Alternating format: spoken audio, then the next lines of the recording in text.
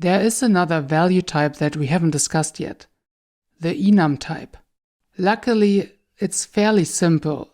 You usually use it when you have a small selection of possible values that a variable can hold, and you want it to be more readable than just using numbers. So, for example, you might have an enum for days of the week, which can be either Monday, Tuesday, Wednesday, Thursday, Friday, Saturday, or Sunday. So in Solidity, enums are basically just a number type that allows you to write names for each allowed number value, starting at 0 and going up by 1 for each defined variable. It's, for example, useful if you have different stages in your contract.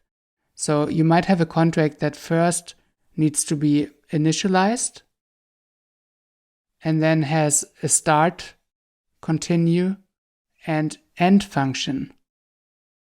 And those functions are only supposed to be used one after the other. And if you call the view function from stage here, you will just get a number returned. So 0 if it's in the init stage, 1 for start, 2 for middle, and 3 for end.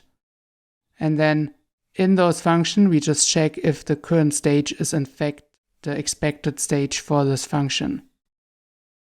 And that's really it. So, like I said, enums are not too difficult.